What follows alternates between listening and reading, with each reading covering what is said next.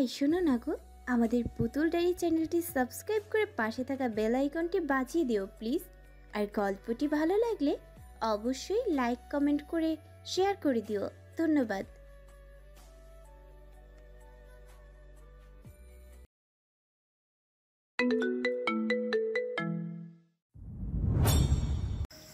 শ্বাসরুদ্ধ সময় যাচ্ছে মিশানের উপর দিয়ে।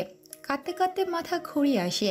এতক্ষণ ধরে কান্না করলে মাথা স্বাভাবিক অবস্থায় না থাকারই কথা। কান্নার ব্রেক স্রোতের মতো বেড়ে চলেছে। মিশানকে ধরে কেউ সরাতে পারছে না নিশানের লাশের থেকে। কয়েকজন হাফেজে নারী এসেছে নিশানকে শেষ গোসল করানোর জন্য। নিশানের লাশের দিকে পলকবিহীন নজরে তাকিয়ে কাঁদছে। মহিলাগুলো আলতোভাবে নিশানকে গোসল করিয়ে দিচ্ছে, সে দৃশ্য দেখছে। গোসল শেষে 5 টুকরো কাপড় নিয়ে নিশানকে পরিয়ে মোড়ানো হচ্ছে, আর মিশানের কলিজাটা একটু একটু করে ছিঁড়ে যাচ্ছে। নিশানের গোসলের সময় থেকে কাপড় পরানোর সময় অবধি মিশান পাশেই থুবু হয়ে বসে ফুপিয়ে ফুপিয়ে কাঁদছিল। একটু একটু করে নিশানের চলে যাওয়ার সময় হচ্ছে। মিশান দু চোখ ভরে শেষ দেখা দেখে যাচ্ছে। যা দেখার আজই শেষ দেখা দু বোনের। দীপ এখনো এক ফোঁটা কান্নাও করেনি। জ্ঞান ফেরার পর যখন জানতে পেরেছে নিশান আর পৃথিবীতে নেই, ওর জবান বন্ধ হয়ে গেছে। কারোর সাথে একটা কথাও বলেনি, তবে ও চলাফেরা করছে স্বাভাবিকের মতো। মিশান তাও কেঁদে হালকা হচ্ছে। কিন্তু দীপ গোসল দিয়ে সাদা পাঞ্জাবি পরে অর্ধাঙ্গিনীর জানাজা আর লাশ দাফনের জন্য তৈরি হচ্ছিল। নিশানের লাশের খাটটা মিশানের সামনে এনে নেয়ার সময় হলো। মিশান পাগলের মতো চিৎকার করে বলছে নিশানকে যেতে দেবে না, ওর সাথেই রাখবে মৃত লাশটাকে, নিজের সাথে রাখবে। আত্মীয় স্বজনরা মিশানের হাত ধরে আটকে রাখলো। মিশান চেষ্টা করছে শেষবারের মতো ছুটে গিয়ে নিশানকে শক্ত করে জড়িয়ে ধরতে। কেউ যেতে দিচ্ছে না। লাশটা তুলে নেওয়া হলো। দীপ আর ওর বাবা লাশের খাট সামনে থেকে কাঁধে নিল। জানাজা শেষে লাশ দাফনের সময়ও নিশানকে কবরে নামালো। এত সময় কান্না করে শেষ সময় মিশান সেন্সলেস হয়ে যায়। জানাজা শেষে যখন নিশানকে কবর দিতে নিয়ে যায় সে সময় সেন্সলেস হয়ে যায়। ওর মাথায় অনবরত পানি ঢালা হচ্ছে। একজন মিশানের অচেতন অবস্থাতেই ওকে গোসল করিয়ে শুইয়ে রেখেছে। রাতের দিকে যখন সেন্স ফিরে নিজেকে নিজের ঘরে আবিষ্কার করে, মনে হচ্ছিল কাল থেকে যা হয়েছে সব তার স্বপ্ন ছিল। কাল রাতের এই সময়টাতেও নিশান বেঁচে ছিল। সেটা ভেবে মিশান আবার ফুপিয়ে ফুপিয়ে কান্না শুরু করে দেয়। নিশান ছাড়া এই ঘরটা ফাঁকা ফাঁকা লাগছে।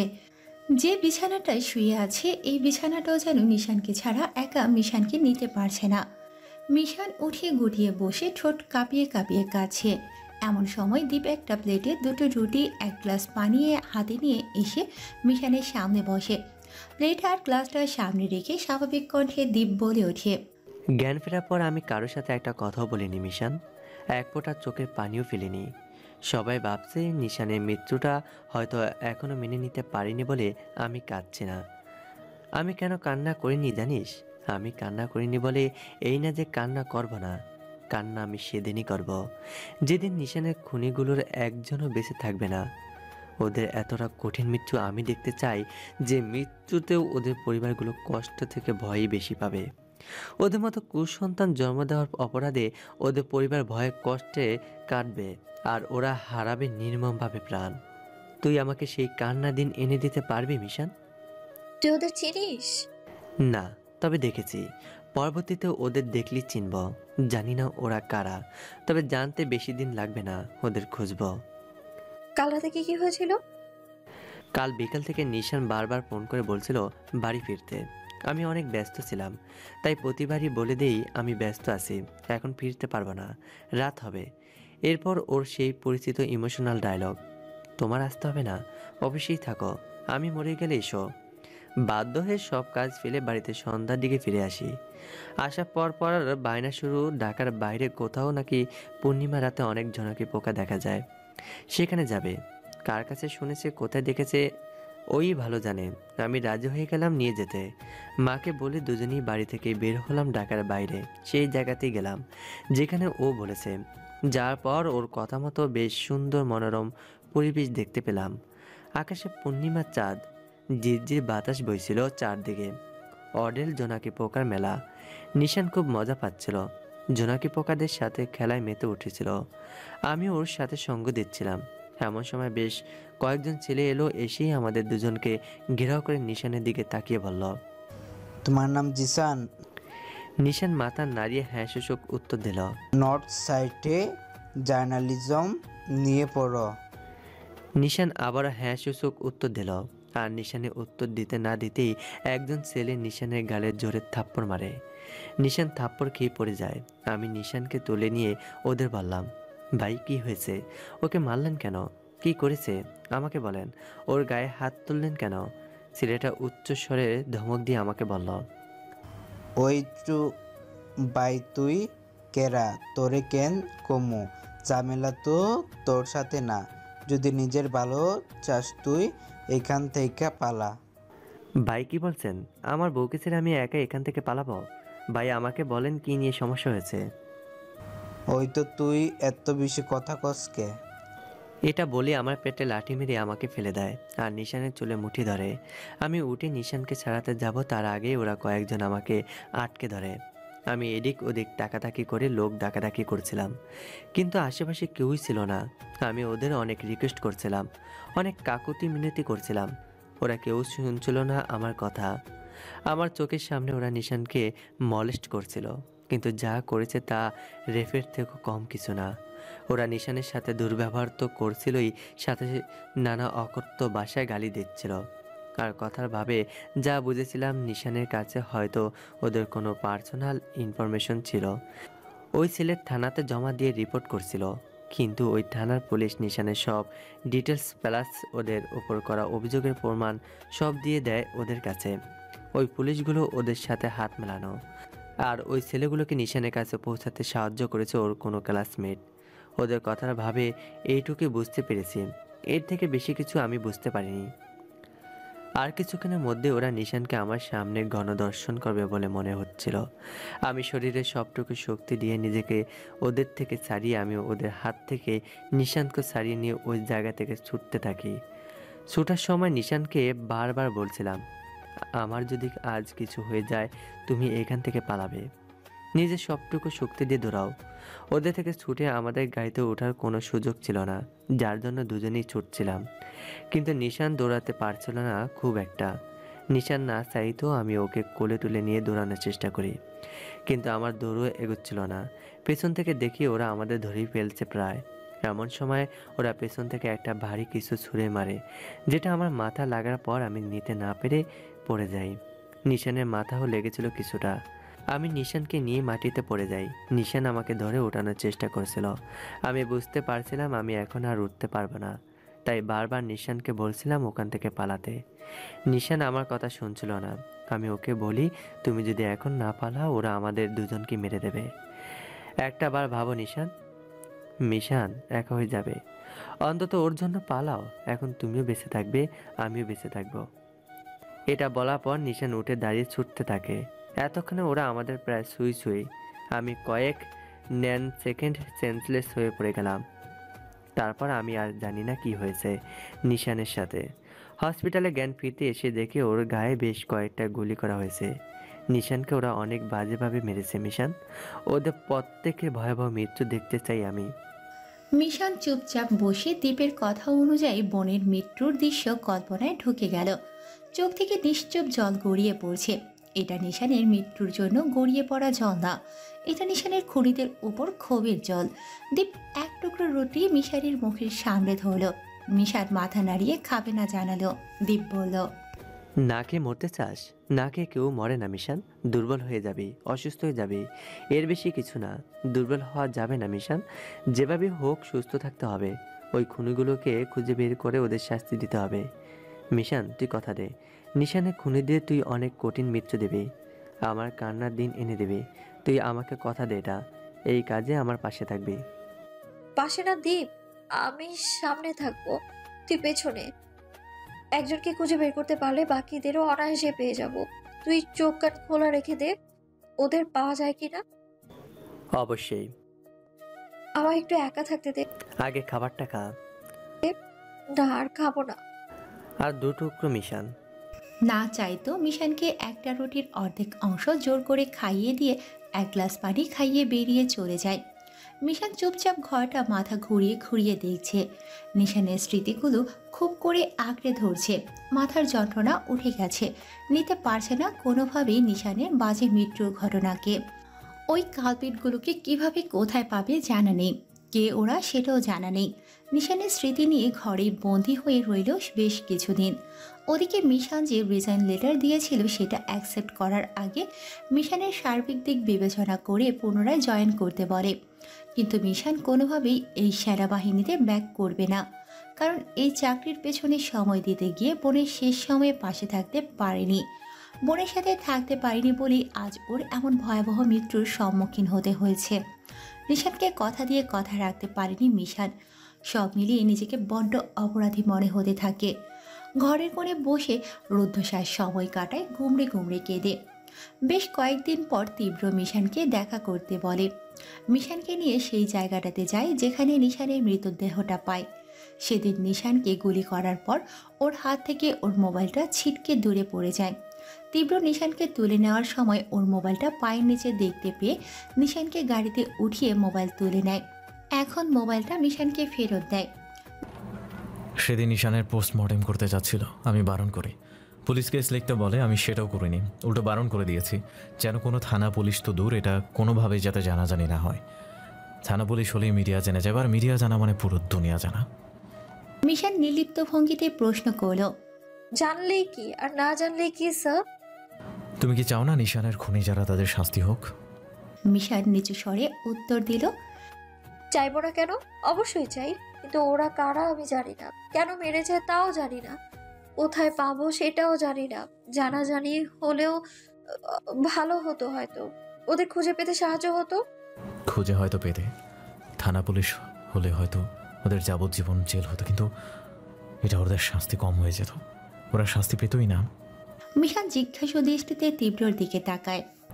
আইনের কথা মাথায় রেখো না, আমার সাইড থেকে যতটুকু সাহায্য প্রয়োজন আমি করব, তুমি তোমার মতো কাজ চালিয়ে যাও। প্রশ্ন দাঁড়ালে উত্তর আমি দেব। নিশানের সাথে করা অন্যায়ের হিসাব তোমাকে চোকাতে হবে মিশন, কাউকে ছেড়ো না। কিন্তু কিভাবে কি করবো স্যার, আমার মাথায় কিচ্ছু আসছে না। আপাতত কিছু করো না, কিছুই করতে হবে না, কিছুদিন নিজেকে এবং নিজের মস্তিষ্ককে স্বাভাবিক অবস্থায় আনো। মিশান মলিন দৃষ্টিতে তীব্রর দিকে তাকিয়ে রইল। তীব্র মিশানের চেয়ে থাকা দেখে বলে উঠল, ভেবো না তুমি আমার বউ বলেই কথা বলছি, আমার নিজেরও একটা বোন আছে, নিশান আমার বোনের মতো। ভাই বোন কী জিনিস সেটা আমি বুঝি, তাদের হারালে কেমন লাগবে সেটা বোঝার ক্ষমতা আছে আমার।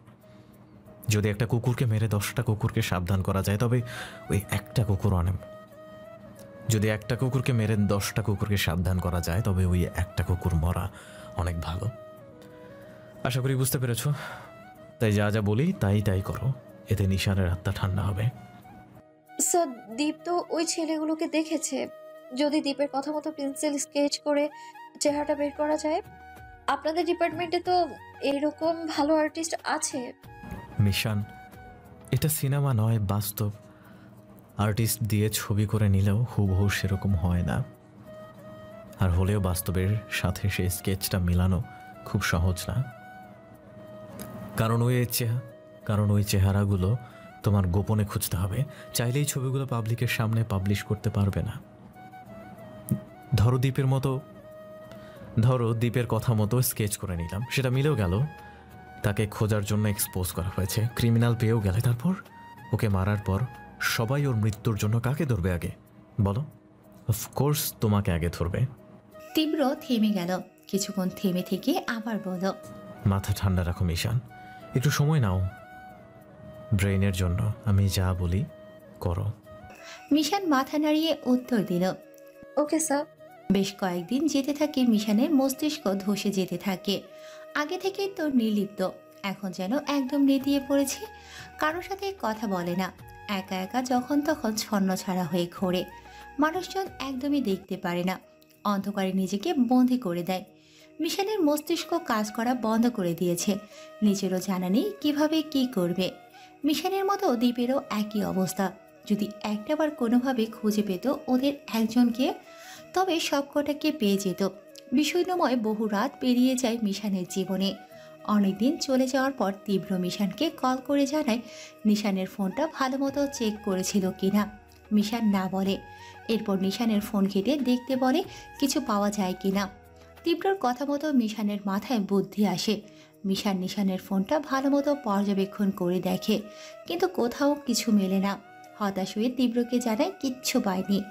এরপর তীব্র বলে নিশানের বই খাতা বা নিশানের সমস্ত কিছুতে খোঁজাখুঁজি করতে কিছু পাওয়া যায় কিনা। মিশান আবার সব কিছু খুঁজতে থাকে। নিশানের প্রতিটা জিনিস বের করে খুঁজতে গিয়ে ওর পুরনো স্মৃতিতে ডুব দেয়। ক্ষতটাতে আবার আঘাত লাগে। নিশানের জিনিসগুলো বুকে জড়িয়ে নিয়ে কান্না করতে থাকে। প্রতিটা মুহূর্ত নিশানকে মনে করিয়ে দিচ্ছিল সময়। কান্না চেপে নিশানের সব কিছু খুঁটিয়ে খুঁটিয়ে দেখে, কোথাও কিছু মেলে না। তীব্র ও হতাশ হয়ে দীপকে নিয়ে ওর বর্ণনা মতে ছেলেগুলোর স্কেচ তৈরি করায়। সেগুলো থেকেও কোনো ক্লু মিলছিল না তাদের। বেশ কিছুদিন যাওয়ার পর মিশান এক বিকেলে বসে বিখ্যাত ফিলোসফার সিগমন্ড ফ্রেডের ইন্টারপ্রিটেশন অফ ড্রিম বইটা নিয়ে জানালার পাশে বসে পড়ার চেষ্টা করছিল। এই বইটা নিশান খুব পড়ত। 2-1 লাইন পরে আর নিশানের কথা মনে পড়ে। খাটে বসে জানালার গ্রিলে হেলান দিয়ে নিশান নানা রকম বই পড়ত। মিশান কিছুক্ষণ বইটা পড়ার পর আনমনে কয়েকটা পাতা উল্টাতে থাকে। এমন সময় একটা মেমোরি কার্ড বই থেকে স্লিপ খেয়ে মিশানের কোলে পড়ল। মিশান অবাক হয়ে মেমোরিটা হাতে তুলে নিয়ে ঘুরিয়ে ঘুরিয়ে দেখল। এরপর নিজের মোবাইলে মেমোরিটা ভরে ভেতরে ঢুকে দেখে কয়েকটা ভিডিও। মিশানের হাতটা কাঁপতে শুরু করে। প্রথম ভিডিও প্লে করতেই দেখে একটা স্থানে আবর্জনার স্তূপের ভিডিও করা হয়েছে। এমন সময় ভিডিওটা কোনো একদিকে জুম হলো আর দেখা গেল একটা মেয়েকে গাড়ি থেকে ফেলে দেওয়া হলো। ভিডিওতে ওই গাড়িটির নাম্বারের ফুটেজও দেখা যাচ্ছিল। মিশান ভালো মতো ভিডিওটা দেখলো, বুঝতে পারলো এটা নিশানের শ্যুট করা ভিডিও। হয়তো কয়েক ফ্রেন্ড মিলে কোনো ইভেন্টে গিয়েছিল। এই দৃশ্য দেখার পর নিশানের কয়েকটা ফ্রেন্ড ছুটে যায় ওই মেয়েটার দিকে, আর নিশান সাথে অন্য কাউকে নিয়ে ওই গাড়িটাকে ফলো করে। অনেক দূর ফলো করার পর দেখে ছেলেগুলো গাড়ি থেকে নেমে একটা জায়গায় বসে ড্রাগস নেওয়ার মতো হয়। এগুলো সব নিশান ভিডিও করে। এরপর ফিরে গিয়ে ওই মেয়েটার জবানবন্দি নেয়। নিশানের ফ্রেন্ডরা মেয়েটাকে হসপিটালে ভর্তি করে।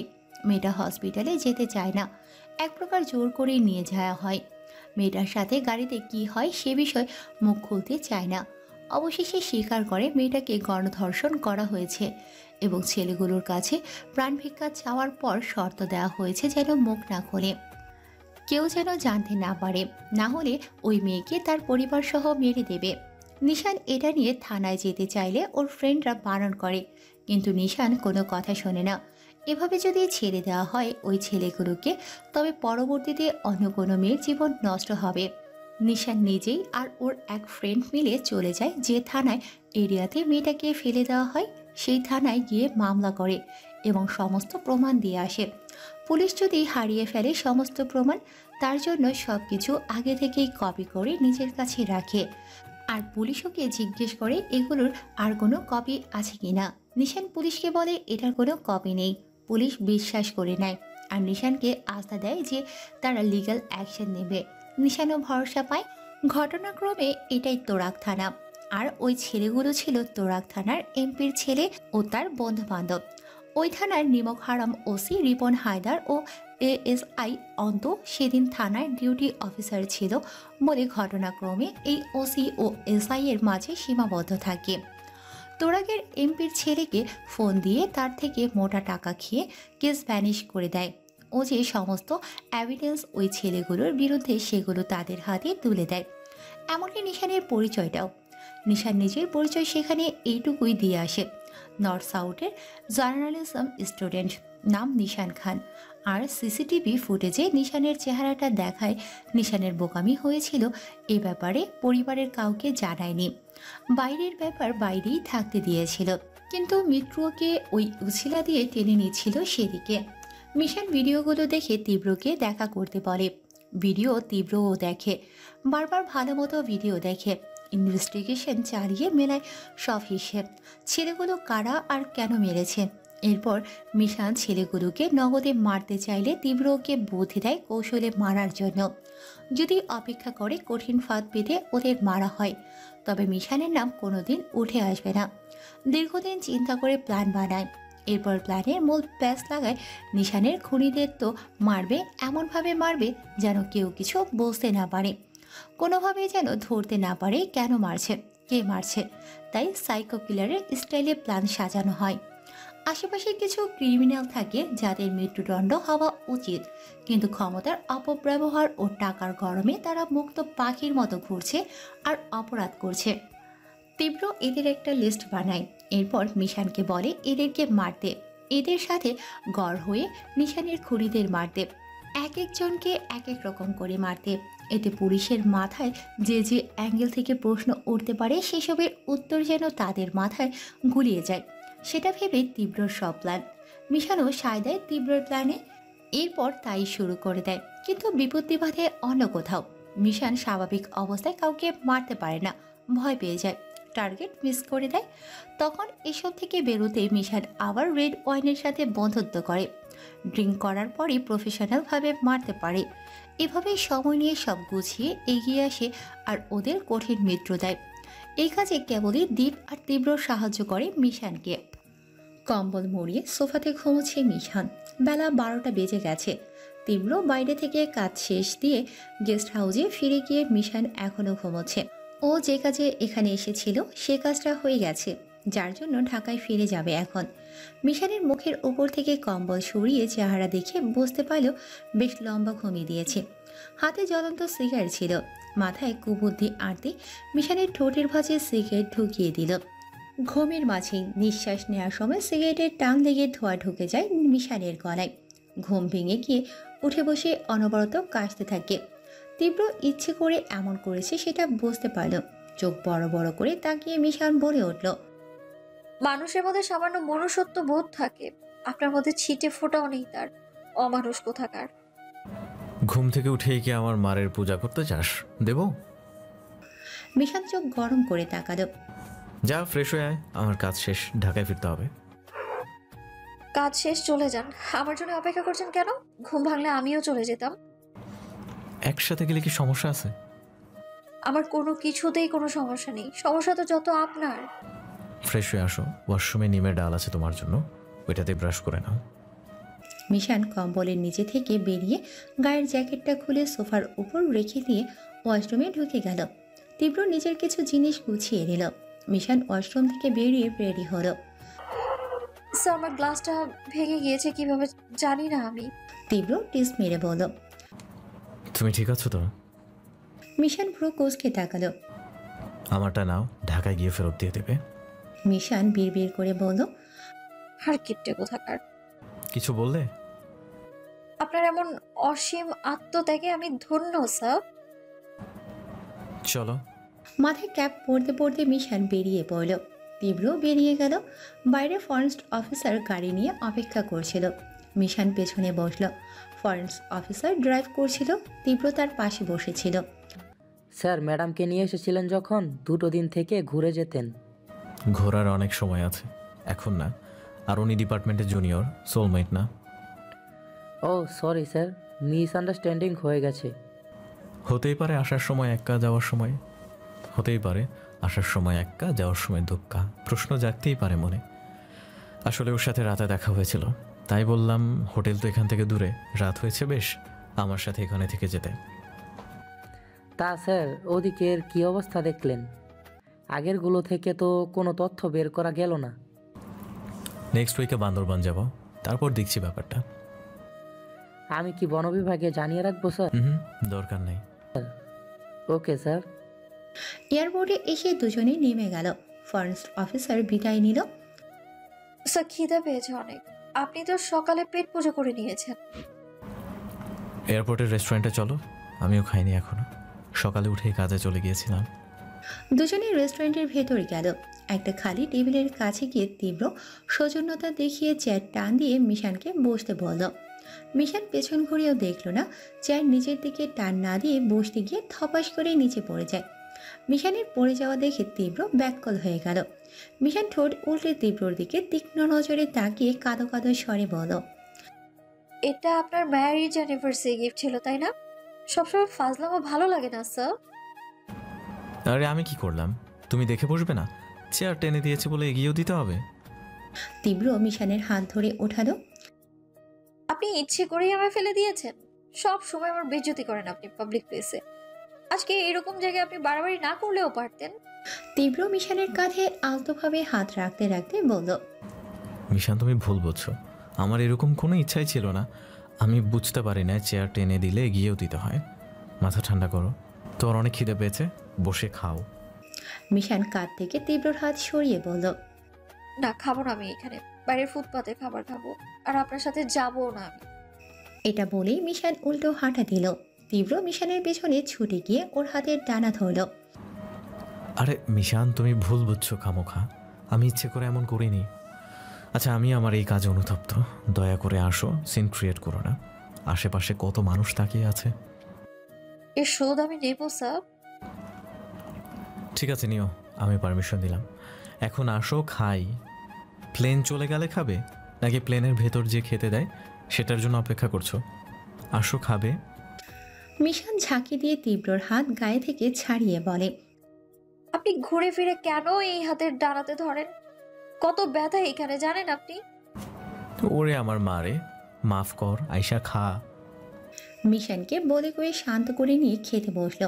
বরাবরের মতোই মিশানের প্রচণ্ড খিদে পেলেও খুব একটা খেতে পারে না। বেশ ভালো রকম খাবারই অর্ডার করা হয়েছিল। তীব্র চুপচাপ খেয়ে যাচ্ছে। মিশান একটু খেয়েই হাঁপিয়ে গেছে।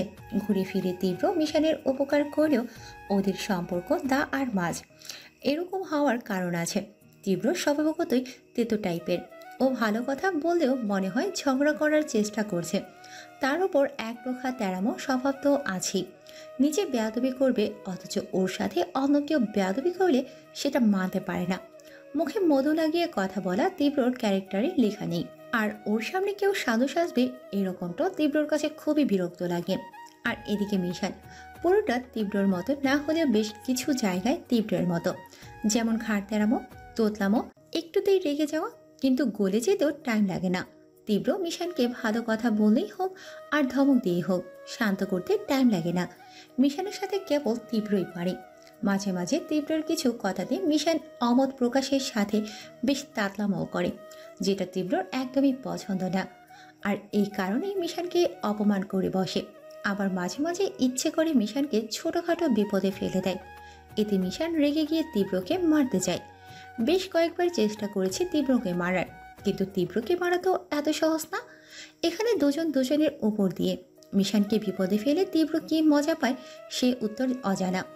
নিজের কাজ 10টা করিয়ে মিশানের কাজ একটা সফল হয়, এটাতে মিশান দ্বিমত প্রকাশ করে না।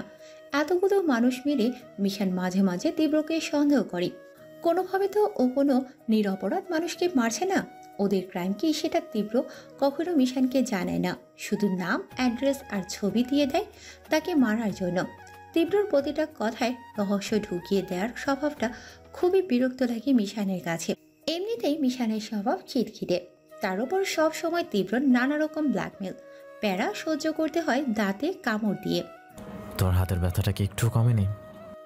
কমবে কি করে? আপনি তো বেঁচে আছেন। আপনি মরলেই আমার হাত ব্যথা কেন? জীবনের সব ব্যথা দূর হয়ে যাবে। এত খ্যাপা ধরে আসো কেন? হ্যাঁ, এই বিপদটা আমি তোমাকে ফেলতে চাইনি, বাধ্য হয়ে এমন করতে হয়েছে। আমি রাতের পর রাত চিন্তা করেছি কোনোভাবেই ব্যাপারটা পাশ কাটিয়ে ওঠা যায় কিনা, কিন্তু সব অ্যাঙ্গেল থেকে প্রশ্ন ঘুরে দাঁড়ায়, আমি যদি তোমাকে ছাড়া অন্য কাউকে ফাঁসাতে যেতাম তাহলে কেঁচো খুঁড়তে সাপ বেরিয়ে পড়তো। একদিন না একদিন প্রকাশ পেয়ে যেত যে আমি একজনের অপরাধ অন্যজনের কাঁধে দিয়েছি।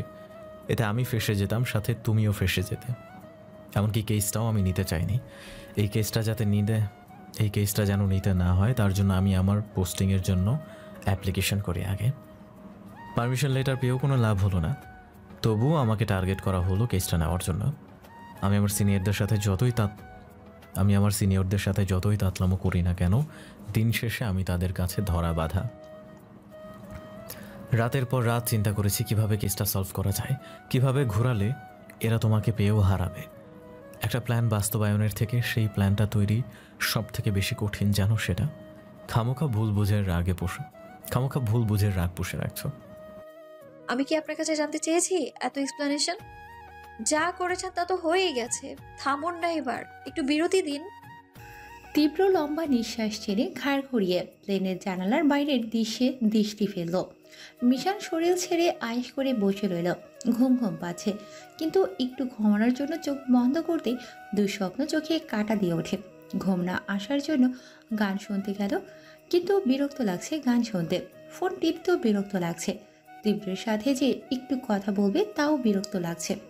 তীব্রের সাথে কথা বলা মানে বিনা কারণে মাথা গরম করা। তীব্রর ক্ষেত্রেও একই অবস্থা। প্রয়োজন ছাড়া মিশানের সাথে কথা বলার কোনো প্রকার ইন্টারেস্ট ওর মধ্যে নেই। এয়ারপোর্টে আব্দুর রহমান অপেক্ষা করছিল গাড়ি নিয়ে। তীব্র পৌঁছতেই গাড়িতে উঠল। মিশানকে উঠতে বলে মিশান বলল অন্য গাড়ি করে যাবে। তীব্র চোখ গরম করে তাকাতেই মিশান উঠে বসল। আব্দুর রহমান দাঁত কেলিয়ে তীব্রের উদ্দেশ্যে বলল, স্যার, বিবাহবার্ষিকীর শুভ শুভেচ্ছা। কাল রাতে আমার বিবাহবার্ষিকীর উপহার হিসেবে আমার মৃত্যু পাঠিয়েছিলে। কি বলছেন স্যার? মৃত্যু কেন হবে? ম্যাডাম বলল আপনি কোথায়? আমি শুধু বলেছি আপনি চট্টগ্রাম যাচ্ছেন, বর্ডার ওখানে কাজ আছে। আমি কি একটা বড় ম্যাডামকে মৃত্যুর প্রতীক হিসেবে বলেছি? দেখলে মিশান, তোমার চামচা তোমার বিরুদ্ধে কত বড় কথা বলছে। স্যার, আপনার কথার ধরনে আমরা বুঝতে পারি, যারা আপনার কথায় বিব্রত হয় তাদের বিব্রত করেন। তুমি একটা আস্ত বেয়াদব। কোন কথায় কোথায় কোন কথা বলতে হয় সেই জ্ঞানও তোমার মধ্যে নাই। মুখ বন্ধ রাখো, না হলে খবর আছে। Sorry sir. স্যার, আপনার নতুন বডিগার্ড এসেছে, সকালে আমাকে কল দিয়েছিল, মনে হয় অফিস থেকেই আমার নম্বর দিয়েছে। ভালো। তীব্র সিগারেট ধরিয়ে টানতে লাগলো। এমন সময় ফোন বেজে উঠল। আননোন নাম্বার থেকে কল এসেছে। তীব্র রিসিভ করে ফোন কানে নিল। হ্যালো, আসসালামু আলাইকুম। ওয়ালাইকুম আসসালাম তীব্র, আমি দীপ্তি। বলো। তুমি কি ফিরেছো? হ্যাঁ, মাত্রই ফিরলাম। কেন, কি হয়েছে? আজকে কি কোনো ইম্পর্টেন্ট কাজ আছে? আর তুমি বলো না, কোনো প্রয়োজন কিনা? না মানে কোনো কাজ যদি না থাকে তাহলে দেখা করতে পারবে? আমি 1 ঘন্টা পরে তোমায় কল দিচ্ছি। ওকে। রাখছি এখন। ফোন রেখে দিয়ে ঘাড় ঘুরিয়ে মিশানের দিকে তাকালো। মিশান চুপচাপ ফোনে ফেসবুক চালানোতে মন দিয়েছে। এতক্ষণ তীব্রের দিকে কোনো হেলদোল নেই ওর। স্যার, আমায় এখানেই নামিয়ে দিন। এটা কোথায়? এখানেই নামিয়ে দিন, কাজ আছে আমার। বাড়ির সামনে যাবে গাড়ি। Sir please. রহমান, গাড়ি থামাও। রহমান গাড়ি থামাতেই মিশান সানগ্লাস খুলে তীব্রের দিকে দিল। স্যার, আপনার সানগ্লাস, মাথায় ক্যাপ আছে, চোখ নাক অর্ধেক ঢাকা পড়েই থাকে ক্যাপের নিচে, সমস্যা হবে না? তীব্র সানগ্লাস হাতে নিল। গাড়ি থেকে মিশান বেরিয়ে যেতেই আবার তীব্রর দিকে তাকালো। স্যার, বলো। কিছু টাকার দরকার ছিল। কত? 1010 হলেই চলবে। তীব্র পকেট থেকে ওয়ালেট বের করে কয়েকটা 1000 টাকার নোট বের করলো। সবগুলো নোট গণনা করার পর একটা 1000 টাকার নোট বাম হাতে উঠিয়ে মিশানের দিকে বাড়িয়ে দিল। স্যার, এটা 1000 টাকা। টাকা নেই আমার কাছে, আপাতত এটা রাখো, বাকি টাকা পরে দেব। মানিব্যাগে এতগুলো টাকার বলছেন টাকা নেই? এগুলো রাতে লাগবে, দেয়া যাবে না এখন। মিশন অসহায়ের মতো 1000 টাকাটাই নিল। যাহা পাবে হাতে তাহাই যাবে সাথে। টাকাটা দিয়ে তীব্র ওর মতো চলে গেল। মিশান ওর নিজের মতোই হাঁটতে লাগলো। গাড়িটা এখানে থামিয়েছে কারণ রাস্তায় ও তমালকে দেখতে পেয়েছিল। তীব্রর গাড়ি চলে যাওয়ার পর মিশান দৌড়ে গিয়ে তমালকে পেছন থেকে কাঁধে হাত রাখল। তমাল ছিটকে গিয়ে পাশ ফিরে দেখে এটা মিশান। মিশান তমালের দিকে তাকিয়ে মিষ্টি হেসে দেয়। হে ব্রো, কেমন আছো? তুমি কোথা থেকে অবতরণ হলে? মন খারাপ কেন? বন্ধু মরে গেছে বলে? কাটা ঘায়ে নুনের ছিটে দিও না তো। সামান্য বন্ধুর জন্য তোমার মন এত খারাপ? আর ভাবো আমার কি অবস্থা। তোমার কি হয়েছে? তোমার ওই বন্ধু আমার একমাত্র বোনকে মেরেছে, তাও টাকার লোভে। কি বলছো? জুবায়ের অনেক ভালো ছেলে। আমার বোন ওকে ভালোই মনে করেছিল, বিশ্বাস করে নিজের বন্ধুও বানিয়েছিল। কিন্তু তোমার ওই বন্ধু আমার বোনটাকে মারতে সাহায্য করেছে, তাই আমি ওকে শাস্তি দিয়েছি। কি করেছো? নিশানকে চেনো? তমাল খানিকটা চিন্তিত স্বরে উত্তর দিল। নিশান? নাম শুনেছো হয়তো। নাম না, শুধু ছবিও হয়তো দেখেছি। চোখটা আমার মতো। তমাল মিশানের চোখের দিকে তাকালো। হ্যাঁ, এরকম হালকা নীলচে ছিল, শুনেছিলাম ওর নাকি একটা রোগ ছিল, প্রতি মাসে ব্লাড চেঞ্জ করতে হতো। জোবায়ের বলেছিল ও সেই রোগে মারা গেছে। ওর রোগ ছিল কিন্তু রোগে মারা যায়নি, ওকে মারা হয়েছে। কিভাবে? মিশান তমালকে সবটা খুলে বলল সেদিনের ঘটনা। নিশান থানায় যাওয়ার সময় ওর সাথে জোবাইরি গিয়েছিল, আর নিশানের খোঁজ জোবাইরি দিয়েছিল ছেলেগুলোকে। যে স্থানে ওকে মারা হয় ওই জায়গাটার খোঁজ জোবাইরি দিয়েছিল।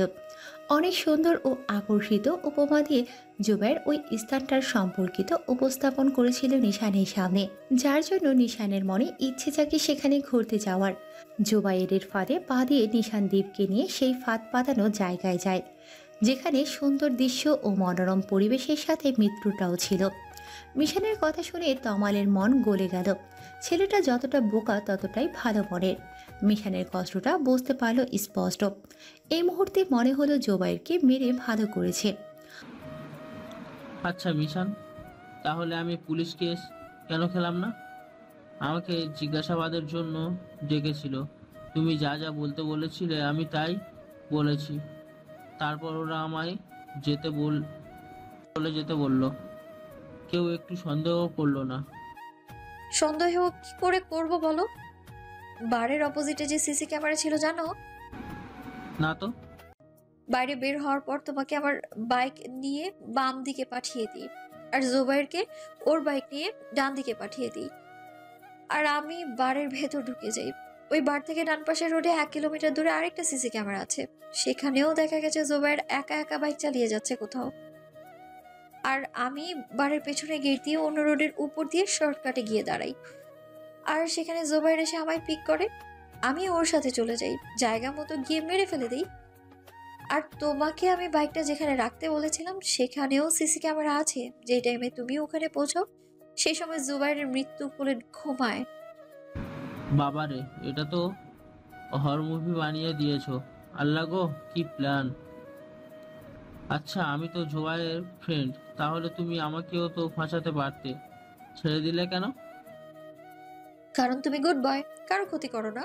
তুমি যে পুলিশের সামনে মুখ খুলবে না সেটাও আমি জানতাম, আর মুখ খুললেও তোমাকে ফাঁসাতে আমার 1-2 সেকেন্ডও লাগবে না। আজ সকালেও ভাবছিলাম থানায় গিয়ে পুলিশকে সবটা খুলে বলে আসি, কিন্তু তোমার ট্র্যাজেডি স্টোরি শুনে মনে হলো জোবাইয়েরই শাস্তি প্রাপ্য ছিল। চলো তোমার মুখ বন্ধ রাখার জন্য ট্রিট দিই। আমার টিউশনির বেতনটা এখনো পাইনি, কয়দিন পরে যাই।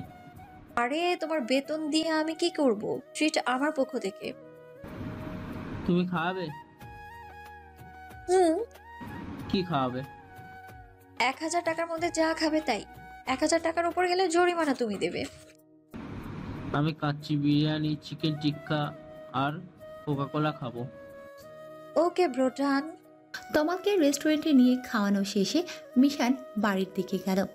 বাড়ির সামনে থেকে একটা 10 টাকার প্রাণ জুস কিনে খেতে খেতে ভেতরে ঢুকলো। কাজের লোক দরজা খুলে দিতেই মিশান ভেতরে ঢুকতে নিয়েও বেরিয়ে ঘুরে দাঁড়িয়ে রইল।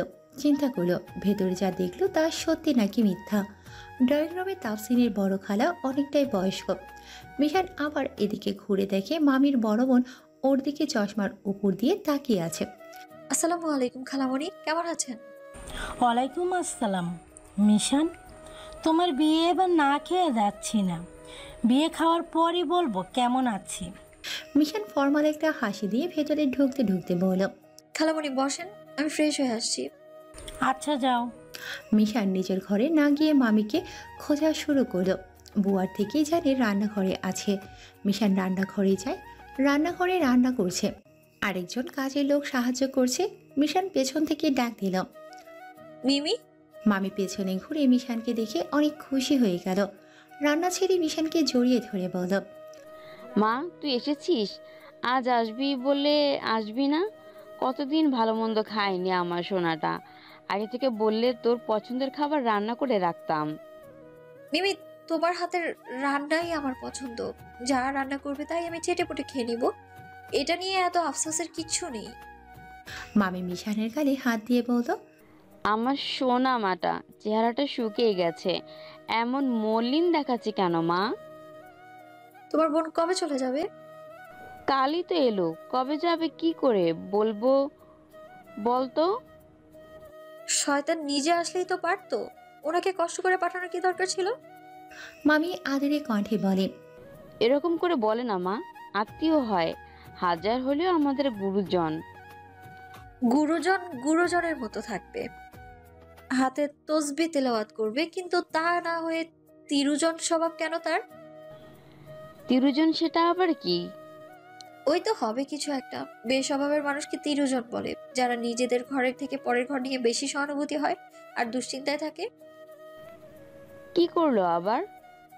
জানো, আমি বাড়িতে ঢুকে সালাম দিয়ে জিজ্ঞেস করলাম খালামণি কেমন আছেন। সে আমায় উত্তরে বলল, মিশান, তোমার বিয়ে খেতে এসেছি, এবার আর তোমার বিয়ে না খেয়ে যাব না। এটা কোনো কথা মিমি? তুমিই বলো। মুরব্বি তো, একটু শখ জেগেছে হয়তো মনে। একটু না মিমি, অনেকটাই। আমার এসএসসি পর থেকে উনি আমার বিয়ে খাওয়ার জন্য হুমড়ি খেয়ে পড়েছে। দেখো, আমার বিয়েতে সবাই দাওয়াত পাবে, কিন্তু একে আমি দাওয়াত দেব না। মামি খল খল করে হেসে দিয়ে বলল, পাগল মেয়ে আমার, যা ফ্রেশ হয়ে আমার রান্না হলেই খেতে বসে পড়বি। মিশান রান্নাঘর ছেড়ে নিজের ঘরে গেল। কিসের ফ্রেশ কিসের কি, অমনি বিছানায় গা ছেড়ে দিল। রাত 8টার দিকে মিশান তাফসিনের ঘরে বসে বসে ফোন টিপছিল। তাফসিন পড়ার টেবিলে বই খাতায় মগ্ন। তাফসিন, বলো আপি। 30 মিনিটের রাস্তার মধ্যে ভালো পিৎজা কোথায় পাওয়া যাবে রে? খাবে? 400 টাকা আছে, তোর কাছে কিছু থাকলে দে, চল খেয়ে আসি। দ্বীপের আসতে 11টা-12টার মতো বাজবে। আমার চেনা জানার মধ্যে একটা রেস্টুরেন্ট নতুন হয়েছে, ভেতরে যা সুন্দর দেখতে আপি, যেমন পরিবেশ তেমন তার খাবার, আর কর্তৃপক্ষের ব্যবহারও খুব ভালো। তাহলে ওখানে খরচ বেশি পড়বে।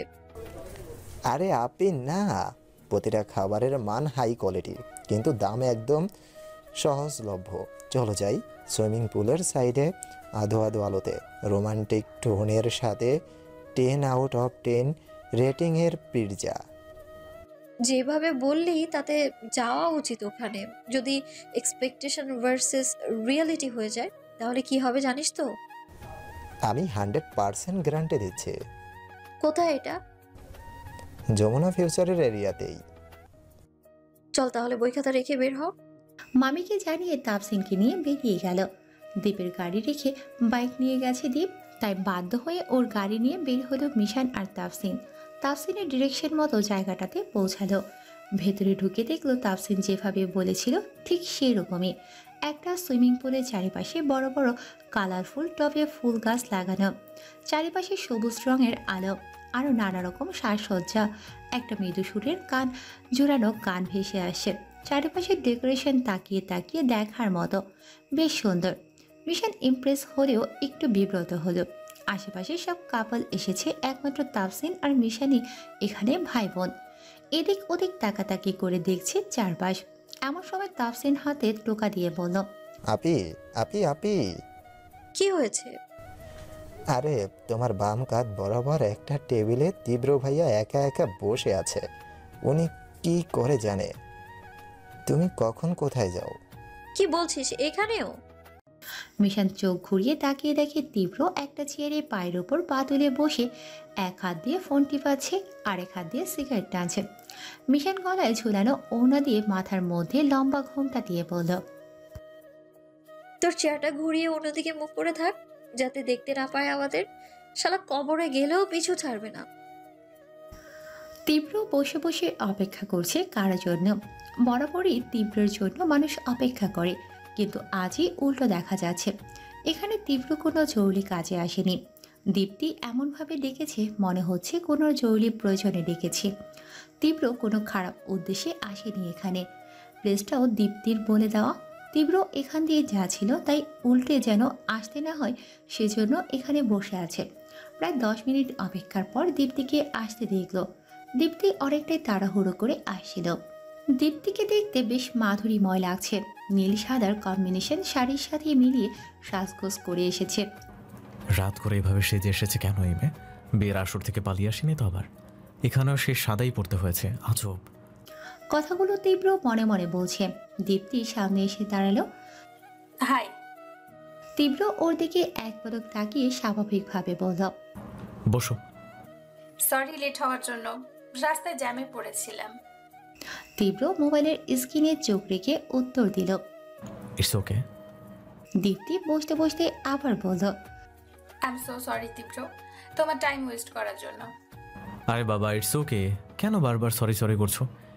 ইংরেজরা দেশ ছাড়ার সময় সব কিছু নিয়ে গেল, সরি শব্দটা ভুলে ফেলে গেছে, যার জন্য বাঙালি সস্তায় পেয়ে যখন তখন সরি শব্দটা ব্যবহার করে। দীপ্তি লাজুক হেসে দিয়ে বলল, ওকে, আর বলবো না। বলো কি জন্য ডেকেছিলে? তোমার কি কোনো তাড়া আছে, মানে কোনো কাজ আছে? না, ফ্রি আছি, বলো। তাহলে তো হলোই, তোমার সাথে এমনি এক কাপ কফি খাওয়ার ইচ্ছে ছিল। কফি কেন? ডিনারই করো, সমস্যা নেই। না না, আজ কফি খাবো, ডিনার অন্যদিন। Okay, has your wish. By the way, তুমি কি কোনো অনুষ্ঠানে যাবে নাকি কোনো অনুষ্ঠান থেকে এলে? কেন? না মানে আগে কখনো তোমাকে এভাবে সাজতে দেখিনি তো, তাই। না এমনি তোমার সাথে ফার্স্ট টাইম মিট করব বলে হালকা সেজেছি। হালকা সাজ? মনে মনে বলল কথাটা, হালকা কাশি দিয়ে বলল, ফার্স্ট টাইম মিট কোথায়? তোমার সাথে সেই ছোটবেলা থেকে দেখা হচ্ছে। সেকাল আর একালের অনেক পার্থক্য আছে। কি পার্থক্য? তুমি কি সত্যি বুঝো না তীব্র? তীব্র একটু চুপ হয়ে গেল। দীপ্তি ঠিক কি বোঝাতে চাইছে, জিজ্ঞেস করলে যদি উত্তর না পায় সেটা ভেবে এড়িয়ে গেল টপিক। অর্ডারটা দেই? শিওর। তীব্র ওয়েটারকে ডেকে 2 কাপ ক্যাপাচিনো অর্ডার করল। তীব্রকে একটা মেয়ের সাথে কথা বলতে দেখে তাফসিন চোখ বড় বড় করে তাকিয়ে মিশানকে বলল, আপি গো, দেখো ভাইয়া একটা মেয়ের সাথে কথা বলছে। বৃন্দাবন যাক, আমার কি তাতে? মিশান চোখ ঘুরিয়ে দেখল ব্যাপারটা। এতে মিশানের চিলতে পরিমাণও কিচ্ছু যায় আসে না। আরে একটা বার দেখো তো, মনে হচ্ছে গার্লফ্রেন্ডের সাথে ডেটিংয়ে এসেছে। আপি যতই বলো তোমারই বর অন্য একটা মেয়ের সাথে, তাও আবার তোমারই সামনে প্রেম করছে। মিশান কিছুক্ষণ থেমে থেকে তাফসিনের দিকে ঝুঁকে বলল, বাহ, প্রেম করছে? তাই তো। শিওর? দেখে তো মনে হচ্ছে, তবে এইবার 100% না, 99% শিওর। 1%-এর ও মার আছে। মিশান একটু ভেবে চিনতে আবার বলল, তার মানে মেয়েটা ওনার জিএফ? 99%। মিশান আবারও ঘাড় ঘুরিয়ে ওদের কথা বলার ধরন লক্ষ্য করল। যদি কোনো ক্লায়েন্ট হয়? আর যাই হোক আপি, এই মেয়ে ক্লায়েন্ট না, কিছু একটা কাহিনী আছেই। তীব্র ভাইয়া না হয় ভালো কথা বললেও মনে হয় ঝগড়া করছে, কিন্তু তুমি লক্ষ্য করো মেয়েটার কথা বলার ধরনটা কেমন লাজুক লাজুক ভাব নিয়ে মিষ্টি এসে কথা বলছে। তীব্র ভাইয়াও মাঝে মাঝে অন্যরকম দৃষ্টিতে তাকাচ্ছে। তাপসিন বলো। সুযোগ বারবার আসে না, যদি এটা তার গার্লফ্রেন্ড হয় তবে এটাই সুযোগ এশিয়ান বাস দেওয়ার। কে করবে এখন? কয়টা বাজে? 10টা। শালা এখানে বসে টাকার অভাবে শুকনো পিজা চিবাচ্ছি, আর ওই ব্যাটার ডেটিং এ এসে গার্লফ্রেন্ড নিয়ে টাকা উড়াতে। জানিস, বিকেলে ওনার কাছে মাত্র 10,000 টাকা চেয়েছিলাম, পকেট থেকে টাকার বান্ডিল বের করে মাত্র 1,000 টাকা দিয়েছে। এবার দেখ খেলা কোন দিকে নেই, আমি বসে বসে সিনেমার ফিল নে, আগুন লাগিয়ে আসি আমি। কফি দিয়ে ওয়েটার চলে যাওয়ার পর দীপ্তি তীব্রের দিকে একটু অন্যরকম নজরে তাকিয়ে আছে। তীব্র আর চোখে দেখে পরিস্থিতি কিছুটা আঁচ করতে পারল। মহা মাইন্ডটার চিপায় পড়ে গেছে, কিছু বুঝেও না বোঝার ভান করে কফিতে চুমুক দিচ্ছে। দীপ্তি লাজুক লাজুক ভাব নিয়ে বলল, তীব্র। বলো। দীপ্তি থেমে থেমে বলল, I want to say something. বলো। তীব্র মনে মনে বলছে, হে খোদা, এ আবার কোনোভাবে প্রপোজ করে দেবে না তো? কি মুশকিলে পড়লাম। বেরোবো কিভাবে এখান থেকে? মেয়েটা অনেক নরম, ওকে আঘাত করেও কিছু বলা যাবে না। কিভাবে রিজেক্ট করব? বাসা থেকে বিয়ের জন্য বেশ চাপ দিচ্ছে। আমি যত স্টেবল হই না কেন, বাবা মায়ের চিন্তার শেষ নেই আমাকে নিয়ে। যে ভাইয়া আমার সব সময় সাপোর্ট করে, সে ভাইয়াও আমাকে বলছে বিয়ে করতে। সবার শুধু একটা প্রশ্ন, কোনো পছন্দ আছে কিনা। ছেলে দেখতে শুনতে যেমনই হোক, আমার পছন্দের ছেলের সাথেই বিয়ে দিবে। আমি বাসায় এখনো কোনো আনসার জানাইনি। তাহলে কি করতে চাচ্ছ? বিয়ে করছো না কেন? 2 বছর আগেও তুমি আমায় বলেছিলে তোমার কিছুদিন সময় লাগবে। এখনো কি একই কথা বলবে? কি বলেছিলাম? তুমি নিজে থেকে আমাকে বলেছিলে যতক্ষণ তুমি না ফিরছো আর তোমার আনসার না জানাচ্ছ তোমার জন্য অপেক্ষা করতে, কোনোভাবেই যেন তাড়াহুড়ো করে বা তোমায় না জানিয়ে অন্য কাউকে বিয়ে করতে রাজি না হই। তীব্র আবার মনে মনে বলতে লাগলো, হায় রে তীব্র, আর কি করেছিস? নিজের কেসে নিজেই ফেসে গেলাম। কি করব? এ মাবুদ রক্ষা করো এই যাত্রায়। কিছু বলছো না যে? আসলে বিয়ের ব্যাপারটা সারা জীবনের জন্য, তাই সময় যেহেতু আছেই, ভেবে চিন্তা করাই ভালো। তাড়াহুড়ো করে ভুল ডিসিশন নেওয়া যাবে না। দীপ্তি মুখ শুকনো করে বলল, তুমি কি আরো সময় নিতে চাচ্ছ তীব্র? তীব্র আবার মনে মনে নিজেকে তুচ্ছ তাচ্ছিল্য করছে। লাইক সিরিয়াসলি, তুই এরকম একটা মেয়ের থেকে বিয়ের প্রস্তাব পেয়ে ঝুলিয়ে রেখেছিলিস তীব্র? এসব মেয়েকে নগদে বিয়ে করে ফেলতে হয়, কিন্তু আমি এরকম একটা ব্লান্ডার কি করে করলাম? তীব্র ভাব দীপ্তিকে বোঝা তোর বিয়ে করা পসিবল নকে। কিন্তু তীব্র তুই কবে থেকে ওভাবে ওকে সিরিয়ালে রেখেছিস? মনে পড়ছে কিছু নাকি জানিই না? মনে মনে তীব্র নানান রকম কল্পনা করছে, কিন্তু মাথায় কিছুই ধরছে না। আগে যদি বুঝতো দীপ্তি এরকম পরিস্থিতিতে ফেলবে, তাহলে প্রস্তুতি নিয়েই আসতো। হালকা গলায় কাশি দিয়ে কিছু একটা বলতে যাবে, এমন সময় মিশান তীব্রর পেছন থেকে নিজের হাত দিয়ে তীব্রর চোখ চেপে ধরল। এই দৃশ্য দেখে দীপ্তি পুরো সুইচ হয়ে গেছে। ড্যাব ড্যাব করে মিশানের দিকে তাকিয়ে আছে। তীব্র চোখের উপর থেকে হাত সরানোর চেষ্টা করতে করতে বলল, কে? মিশান কণ্ঠস্বর অন্যরকম করে বলল, গেস করো। আরে ভাই, কি গেস করব? এরকম চোখ ধরাধরির সম্পর্ক নেই আমার কারোর সাথে। মিশান তীব্রর চোখ ছেড়ে দিয়ে ওর সামনে দাঁড়িয়ে বলল, বেবি ইটস মি। মিশানের দিকে ট্যাপ ট্যাপ করে তাকিয়ে মনে মনে বলল, হে আবার কোন নাটক শুরু করলো? যাকে ভালোই হয়েছে। তুমি এখানে? আমি তো এখানে আমার ফ্রেন্ডের সাথে এসেছিলাম, বাট বেবি তুমি তো কিছুক্ষণ আগেও বলছিলে অফিসে আছো, তাহলে এখানে কি করে? জান, তুমি আমার সাথে মিথ্যে বলেছো। মিশানের কথাবার্তা শুনে তীব্র পুরো ফিউজ। দীপ্তি তীব্রের দিকে শঙ্কিত দৃষ্টিতে তাকিয়ে জিজ্ঞেস করল, তীব্র উনি কে? মিশান দীপ্তির মুখের দিকে তাকালো। তীব্র মিশানের মুখের দিকে, আর দীপ্তি তীব্রের উত্তর শোনার জন্য অধীর আগ্রহ দৃষ্টি প্রকাশ করছে। মিশান তীব্রের দিকে তাকিয়ে একটু ন্যাকামো মিশিয়ে কাঁদো কাঁদো ভাব নিয়ে বলল, জান, উনি কে? তুমি কি আমার আড়ালে আমার সাথে চিট করার ট্রাই করছো? বছরের পর বছর আমার সাথে অভিনয় করে যাচ্ছ, তুমি ধোঁকা দিচ্ছিলে আমায়।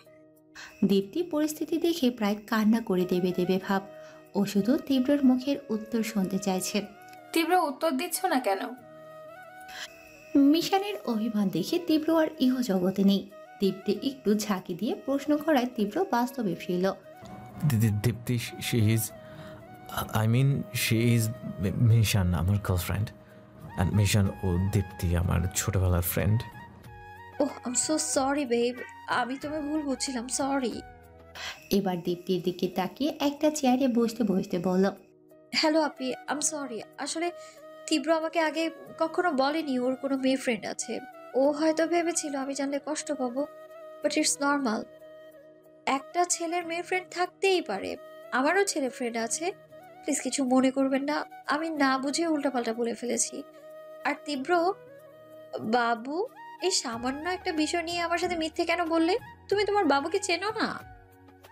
তীব্র মিশানকে কিছু বলতে যাবে, এমন সময় দীপ্তি উঠে দাঁড়িয়ে তীব্রকে বলল, তীব্র আমার একটা জরুরি কাজ পড়েছে, যেতে হবে এখন। আমরা অন্যদিন মিট করব, কেমন? বাট দীপ্তি, কফিটা শেষ করে যাও। না মানে কফিটা খেতে গেলে অনেক টাইম ওয়েস্ট হয়ে যাবে। আমি আসছি এখন, বাই।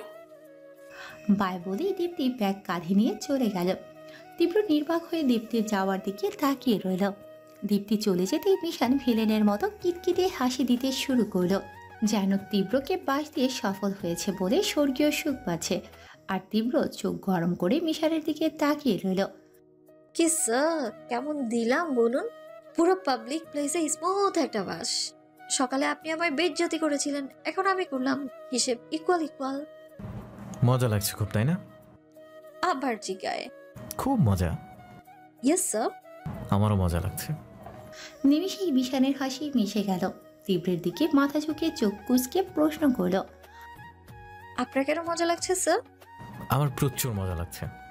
বাঁকা হাসি দিয়ে তীব্র মিশনের দুগাল টেনে বলল, এই না হলে আমার অর্ধাঙ্গিনী। একটু আগেও ভাবছিলাম এখান থেকে কিভাবে বেরোবো, তুমি না চাইতো আমার উপকার করে দিলে গো মিশান। আমি আবার কি করলাম? আমার ছোটবেলার ফ্রেন্ড বিয়ের জন্য প্যারা দিচ্ছিল খুব। ইনডাইরেক্টলি না করা সত্ত্বেও বারবার বিয়ের জন্য প্যারা দেয়। এককালে প্রেমের জন্য প্যারা দিত, এখন বিয়ে নিয়ে খেপেছে। ওকে ডিরেক্ট নাও করতে পারি না। খুব ভালো মেয়ে, মন মানসিকতাও খুব নরম। তুমি এসে পরিস্থিতিটা স্বাভাবিক করে দিলে। আশা করি নেক্সট টাইম আর ও বিয়ে করবে না। দীপ্তির সম্পর্কিত প্রায় সব কিছু মিশানকে খুলে বলল। দীপ্তি ওকে কতটা ভালোবাসে আর তীব্র ওকে কতটা ইগনোর করে। তীব্র কথাগুলো কত সহজে বলে দিল, কিন্তু মিশান বুঝতে পারছে দীপ্তির ভেতরের ভেঙে যাওয়ার আওয়াজটা। একটা মেয়ে একটা ছেলেকে ঠিক কতটা ভালোবাসলে তার জন্য বছরের পর বছর অপেক্ষা করতে পারে। আর অপেক্ষা শেষেও যখন ভালোবাসার মানুষটিকে তো পাই না, উল্টে চোখের সামনে অন্য একটা মানুষের হতে দেখে, মিশানের নিজের ভেতর গিল্টি ফিল হতে লাগলো। যদি আগে থেকে জানতো এসব, তাহলে কখনোই এখানে আসতো না। শুধুমাত্র তীব্রকে হেনস্থা করার জন্য ভুল ডিসিশন নিয়ে মেয়েটাকে কষ্ট দিল। স্যার, ওনাকে দেখে মনে হলো অনেক কষ্ট পেয়েছে। উনি তো দেখতেও বেশ সুন্দর, মার্জিত। আপনি চাইলেই ওনাকে বিয়ে করে সুখে শান্তিতে থাকতে পারতেন। জানেনই যখন আপনাকে এতটা ভালোবাসে উনি, তারপরেও কেন ওনাকে এত কষ্ট দিলেন আপনি? আর বিয়ে যখন করবেনই না, ওনাকে অপেক্ষা কেন করিয়েছেন? যখন বুঝতে পারতেন ও আপনাকে ভালোবাসে, তখনই বলে দিতেন আপনি ওনাকে ভালোবাসেননি। আরে আমি বলেছি অনেকবার, আর আমার কোনো অঙ্গভঙ্গিতেও প্রকাশ পায়নি আমি ওকে ভালোবাসি এরকম কিছু। ওকে আমি অনলি ফ্রেন্ড হিসেবেই দেখতাম। নিজের কোনো কাজ ওকে দিয়ে করায়নি। এমন না যে ওকে নিজের প্রয়োজনে ব্যবহার করে ছেড়েছি, সেরকম কিছুও না। যখন এক কোয়ার্টারে থাকতাম, ছোটোবেলায় একসাথে খেলাধুলা করতাম। ক্যাডেটে চান্স পাওয়ার পর আমি চলে যাই। ক্যাডেট থেকে বাসায় ফেরার পর ওর সাথে দেখা হতো, আমাদের বাসায় আসতো। আমার থেকে আমার মায়ের সাথে বেশি কথা বলতো। আমার সাথে পড়া বিষয়ক কথা ছাড়া কোনো কথাই হইতো না। আমার অনেক জুনিয়র। বড় হওয়ার পর ওর সাথে দেখা কম হয়, দেখা হলে টুকিটাকি কথা হতো। আর এইটুকুতেই যদি কেউ আমায় ভালোবেসে ফেলে, তাহলে আমার কি করার? ওর সাথে লাস্ট কবে দেখা হয়েছিল সেটাও মনে নাই আমার। আর ও বলছে আমি নাকি ওকে বলেছি আমার আনসার দিতে টাইম লাগবে। স্যার, বলো। আমি আপনার কাছে এত যুক্তি শুনতে চাইনি। একটা বিয়ে দিয়ে আপনি 3টা জীবন নষ্ট করেছেন। প্রথমত নিজের জীবন, দ্বিতীয়ত দীপ্তি, আর তৃতীয়ত আমার। তীব্র তুচ্ছ হাসি দিয়ে বলল, তোমার ওটা আবার জীবন নাকি? নষ্ট হলেই কি না হলেই কি, ওইটা এমনিতেই বুড়িগঙ্গা। মিশান চোখ গরম করে তাকিয়ে রইল। মোবাইলে সময় দেখে 10:30 মনে মনে জেদ ধরেছে, যেভাবেই হোক আজকে তীব্রকে কারেন্ট খাইয়ে বাড়ি ফিরবে। তাই নিজেকে নতুন অভিনয়ের জন্য নরম করল। নরম স্বরে বলল, বাদ দিন স্যার, যা হওয়ার হয়েছে। আফসোস করলে সব ঠিক হবে না, তাই হাসি মুখে মেনে নেওয়াটাই শ্রেয়। মিশানের চেহারার দিকে সন্দেহ দৃষ্টিতে তাকিয়ে মনে মনে ভাবল, ব্যাপার কি, ডিগবাজি খেলে কেন? কাহিনী তো মনে হচ্ছে অন্য কিছু চলছে একটা। মিশান তীব্রের চোখের দিকে তাকিয়ে মিষ্টি একটা হাসি দিয়ে তীব্রের হাতের উপর হাত রেখে মৃদু স্বরে বলল, স্যার। মিশানের থেকে হাত ছাড়িয়ে সরিয়ে নিয়ে উত্তর দিল, বলো। এভাবে হাত ছাড়লেন কেন? আমার হেচ পিচ লাগে। স্বাভাবিকভাবে কথা বলো তো, তেল মারার দরকার নাই। মিশান নিজের চেয়ার টেনে তীব্রর পাশে রেখে গায়ের সাথে গা ঘেঁষে বসে আবারও আদুরে স্বরে বলল, আমি না আপনার বউ? বউয়ের থেকে এইভাবে কেউ দূরে থাকে? চলো তাহলে রুমে যাই। হোটেল বুক করব? কোনো হোটেলে যাবে? রেডিসন, সোনারগাঁও? মিশান তীব্রের মুখ ছাপিয়ে ধরল, ছি ছি, কি বলছেন? আমি বলতে চাইছি, আজ তো আমাদের বিবাহ বার্ষিকী। 1.5 ঘন্টা পেরোলেই আজকের সময় শেষ। চলুন না, আজকের এই তারিখটাকে আমরা স্মরণীয় করে রাখি কিছু স্পেশাল মুহূর্ত দিয়ে। আরে বাবা, সেজন্যই তো বলছি, special moment, special excitement, special feelings সব পাবে। হোটেল বুক করি? ইস, আপনি বিন্দুকে সিন্ধু বানিয়ে ফেলছেন। কাল রাতেই তো বলছিলেন আজকের দিনের উপলক্ষে আপনার কাছে আমি কি চাই। মনে করে দেখুন, আমি কিন্তু তখন হ্যাঁ না কোনো উত্তর দিইনি। উত্তর দিলে না কেন? সারাদিন ভেবেছি কি চাওয়া যায়। ভাবা হয়েছে? মিশান মাথা নাড়িয়ে হ্যাঁ সূচক উত্তর দিল, ওকে বলো কি চাই। তার জন্য শপিং মলে যেতে হবে। ঠিক আছে, চলো তাহলে। স্যার আমার টেবিলে 2 পিস পিৎজা আছে, ওটা খেয়ে আসি। আমার বিলটাও দিয়ে দিন কেমন? তীব্রর পাশ থেকে মিশান উঠে দৌড়ে গিয়ে তাফসিনের সামনে বসে বড় বড় বাইট দিয়ে পিৎজা শেষ করে কোক হাতে নিয়ে খেতে খেতে উঠে গেল। তীব্র বিল দিয়ে আগে বের হয়, মিশান আর তাফসিন পেছন পেছন যায়। তীব্র মাথা ঠান্ডা করে বোঝার চেষ্টা করছে মিশানের মাথায় ঠিক কী চলছে। সারা জীবন তো হাত পেতে টাকা নেওয়া ছাড়া মিশান আর কোনো আবদার করেনি,